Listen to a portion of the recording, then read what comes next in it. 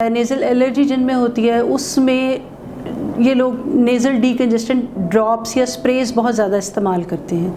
उन ड्रॉप्स या स्प्रेज के ओवर यूज़ की वजह से, बहुत ज़्यादा इस्तेमाल की वजह से भी ब्लड वेसल्स डैमेज हो सकते हैं और ये खून की नालियाँ फट के खून निकलने का नाक से सबब बन सकती हैं। मरहम YouTube चैनल को सब्सक्राइब करें और बेल के आइकन पर क्लिक करें।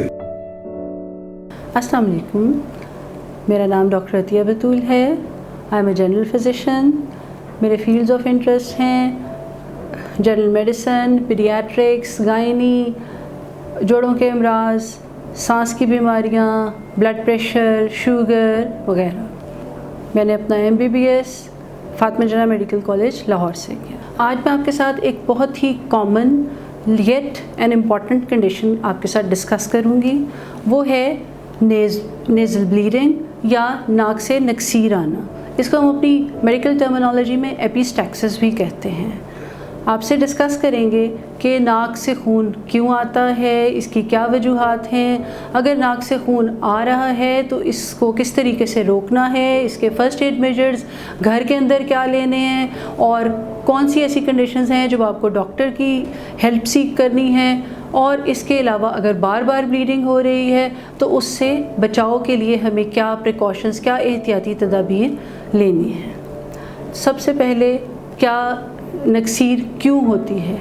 नक्सीर नाक के, हमारे ये नाक के जो अगला हिस्सा है, इसका सॉफ्ट पोर्शन है, इसके अंदर, नाक के अंदर बहुत बारीक बारीक सी खून की नालियों का एक जाल सा बिछा हुआ होता है।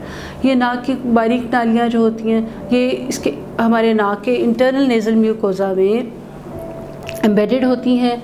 और अगर कभी आप बहुत ज़्यादा ज़ोर से नाक रब करें, बहुत नाक को साफ़ करने की कोशिश करें, कोई ड्राई एयर नाक के अंदर बहुत ज़्यादा हो, गर्म मौसम है या सर्द मौसम में खुश्क हवा नाक के अंदर जा रही है, उससे नाक के अंदर की रतूबतें जो हैं वो खुश्क हो जाती हैं। उनके खुश्क होने की वजह से नाक के अंदर से स्कैब्स बनने शुरू हो जाते हैं, क्रस्टिंग होनी शुरू हो जाती है। और जब वो खुश्क हुई हुई सिक्रीशन जो हैं वो जब आप उनको नोच के बाहर निकालने की कोशिश करते हैं, उनको साफ़ करने की कोशिश करते हैं या उसको सुनकने की नाक को ज़ोर से कोशिश करते हैं, उस वक्त ये ब्लड वेसल्स जो हैं, ये नाक की नालियाँ जो हैं, खून की नालियाँ, ये इंजर हो जाती हैं, ज़ख्मी हो जाती हैं और इसमें से ये फट जाती हैं और इसमें से ब्लीडिंग होनी शुरू हो जाती है। इसको हम नक्सीर या नेज़ल ब्लीड कहते हैं। तो चलें पहले हम इसकी वजूहात डिस्कस करते हैं कि ये किस किस वजह से हो सकती है। सबसे पहले तो क्लाइमेट, किसी भी किस्म का मौसम है, सर्दी में भी गर्मी में भी, जब हवा में नमी की मिक़दार ना होने के बराबर है, उस वक्त नाक के अंदर जब गर्म और खुश्क हवा जाती है, उसमें जो मैंने आपको पहले बताया कि वो नाक के अंदर से खुश्की करती है उसकी, और उसमें ब्लड वेसल्स को वो इंजर हो जाते हैं, डैमेज हो जाते हैं और उससे फट के ब्लीडिंग होनी शुरू हो जाती है। दूसरी, नेज़ल एलर्जीज़। बहुत सारे लोग जो हैं वो नाक की एलर्जी की बीमारी का शिकार होते हैं। एलर्जी डस्ट से भी हो सकती है, पॉलन से भी हो सकती है और स्मोक से भी हो सकती है। मुख्तलिफ़ किस्म की एलर्जीज़, ये जिनमें भी ये नेज़ल एलर्जीज़ होती हैं, या नज़ला ज़ुकाम सर्दियों में भी हो सकता है, गर्मियों में भी, किसी किस्म का वायरल इन्फेक्शन, ये सब जो हैं ये भी ब्लीडिंग का बाइस हो सकते हैं। इसके अलावा नाक के जो हमारी ये पैरानेज़ल साइनसेस हैं, इसके अंदर भी इन्फेक्शन होना या इसके अंदर किसी ट्यूमर का होना, नाक के अंदर गदूद का बढ़ जाना जिनको नेज़ल पॉलिप्स कहते हैं, इसी तरह नाक के अंदर की कोई ट्यूमर होना, नाक पे हल्की सी चोट लग जाना, नाक की हड्डी का टूट जाना, ये सब भी नाक में से खून निकलने का बाइस बन सकते हैं। इसके अलावा जो लोग जिनमें नेज़ल एलर्जी, जैसे मैंने आपको पहले बताया, नेज़ल एलर्जी जिनमें होती है उसमें ये लोग नेज़ल डीकंजेस्टेंट ड्रॉप्स या स्प्रेज बहुत ज़्यादा इस्तेमाल करते हैं। उन ड्रॉप्स या स्प्रेज के ओवर यूज़ की वजह से, बहुत ज़्यादा इस्तेमाल की वजह से भी ब्लड वेसल्स डैमेज हो सकते हैं और ये खून की नालियाँ फट के खून निकलने का नाक से सबब बन सकती हैं। इसके अलावा आजकल वैसे भी कोविड का सीज़न है, बहुत ज़्यादा कोविड के मरीज़ हैं, उनके अंदर ऑक्सीजनेशन की बहुत ज़्यादा ज़रूरत होती है। जो सीरियसली क्रिटिकली इल पेशेंट्स होते हैं उनको जो नेज़ल कैथेटर के ज़रिए ऑक्सीजन देते हैं, उस ऑक्सीजन के नेज़ल कैथेटर के ज़रिए नाक के अंदर जाने की वजह से भी खून नाक से निकल सकता है या नेज़ल ब्लीड हो सकती है।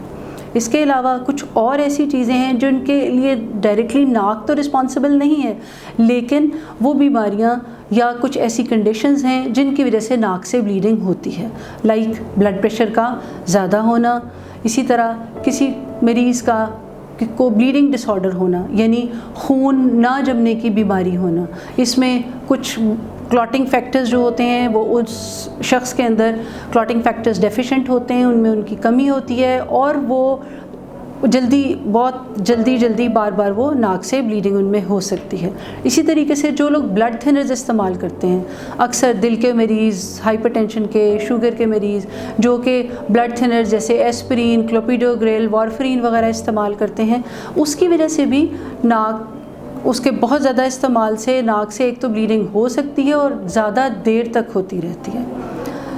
कुछ ऐसी वजूहात हैं जैसे नाक के अंदर कोई छोटे बच्चों में नाक के कोई चीज़ उठा के नाक में डाल ली, फॉरेन ऑब्जेक्ट का नाक के अंदर होना, इसी तरीके से कोई बहुत सीरियस किस्म की हेड इंजरी होना, कोई कार एक्सीडेंट हो जाना या रोड साइड एक्सीडेंट, उसके अंदर सर के या फेस की जो है अगर चोटें आएँ, उससे भी दिमाग की जो आर्टरीज़ हैं वो नाक में ड्रेन होके उससे भी ब्लीडिंग हो सकती है। ये एक बहुत सीरियस कंडीशन होती है और इसके लिए ख़ुद से ट्राई करने की बजाय ये इमीडिएट हॉस्पिटल की इमरजेंसी की रिक्वायरमेंट है और इसमें फ़ौरन मरीज़ को हॉस्पिटल इमरजेंसी में जाना चाहिए। अब ये तो हो गई कुछ वजूहात। आइए अब देखते हैं कि हमने एक दफ़ा ब्लीडिंग हो गई है, अब हमने इसको रोकना कैसे है।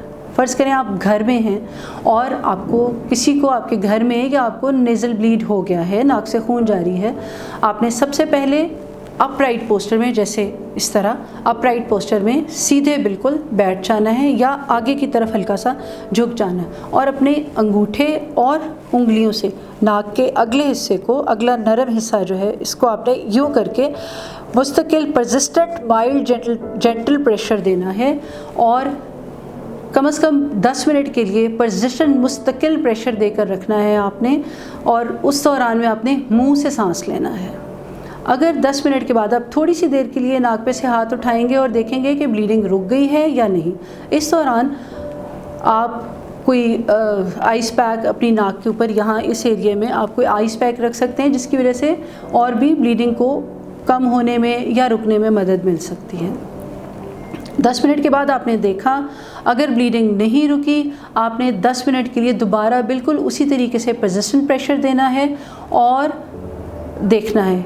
अगले 10 मिनट के बाद आप प्रेशर हटाएंगे, रिलीज़ करेंगे और देखेंगे अगर 20 मिनट के परसिस्टेंट प्रेशर के बाद भी ब्लीडिंग नहीं रुकती है तो आपने क्या करना है, फिर आपने घर में कुछ नहीं करना, फिर आपने डॉक्टर की हेल्प सीख करनी है और इमरजेंसी में या किसी एक्सपर्ट डॉक्टर के पास जाना है। इस नेज़ल ब्लीड को रोकने के लिए जो एक्सपर्ट डॉक्टर्स होते हैं वो ENT के डॉक्टर्स होते हैं, वहाँ पर आपने जाना है। वहाँ डॉक्टर क्या करेंगे, सबसे पहले आपको नेज़ल पैकिंग करके नाक की ब्लीडिंग को रोकने की कोशिश की जाएगी। अगर उससे भी नहीं रुकती तो फिर कॉटरी करके वो जो नाक की जो ब्लीडिंग आर्टरी बहुत ज़्यादा ब्लीड कर रही है उसकी केमिकल या इलेक्ट्रिकल कॉटरी कर देंगे। बाज़ औक़ात माइनर सर्जरी की भी ज़रूरत पड़ जाती है तो हम सर्जरी भी कर सकते हैं।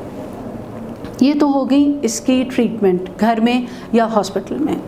अब फ़र्ज़ करें कि आपको ब्लीडिंग होके रुक गई है, लेकिन कुछ ऐसी कंडीशंस हैं जैसे जो एलर्जी के मरीज़ होते हैं, नाक की एलर्जी के, उनमें बार बार ये शिकायत हो सकती है। कुछ लोग वैसे ही बहुत ज़्यादा, उनका जो नाक का ये अगला हिस्सा होता है जहाँ पे ब्लड वेसल्स बहुत ज़्यादा होते हैं, उसे हम लिटिल्स एरिया भी कहते हैं, वो बहुत ज़्यादा सेंसिटिव होता है और उसमें बार बार भी ब्लीडिंग हो सकती है। ऐसी रिकरेंट ब्लीडिंग को रोकने के लिए हमें कुछ एहतियाती तदाबीर इख्तियार करनी होंगी। जैसे गर्मियों में या सर्दियों में हवा में नमी नहीं है, बिल्कुल ड्राई वेदर है, तो उसको आप ठीक कर सकते हैं खुद भी अपने घर के अंदर। आप कोई खुला बर्तन जिसके अंदर पानी डाल के रखते हैं, उससे उसके अंदर वेपर्स उठते रहेंगे और फ़ज़ा के अंदर खुश्की नहीं रहेगी, उसमें नमी पैदा हो जाएगी। इसी तरह जो लोग अफोर्ड कर सकते हैं वो वेपराइज़र्स या ह्यूमिडिफायर्स यूज़ कर सकते हैं।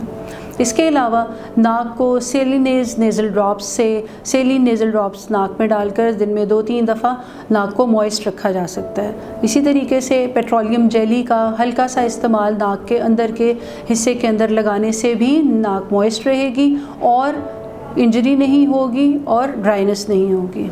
बस यही चंद एहतियाती तदाबीर हैं जिनसे कि आप नाक की नकसीर के बार बार होने से बच सकते हैं। तो व्यूअर्स, अगर आपको मेरी ये वीडियो अच्छी लगी हो, आपको इससे कुछ मालूमात मिली हो इम्पॉर्टेंट, तो आप marham.pk के थ्रू मेरे साथ वीडियो ऑनलाइन कंसल्टेशन या ऑडियो ऑनलाइन कंसल्टेशन बुक कर सकते हैं। हम YouTube चैनल को सब्सक्राइब करें और बेल के आइकन पर क्लिक करें। अभी मरहम ऐप डाउनलोड करें और किसी भी मसले के लिए 2000 से ज्यादा स्पेशलिस्ट डॉक्टर से ऑनलाइन ऑडियो या वीडियो कॉल के जरिए बात करें।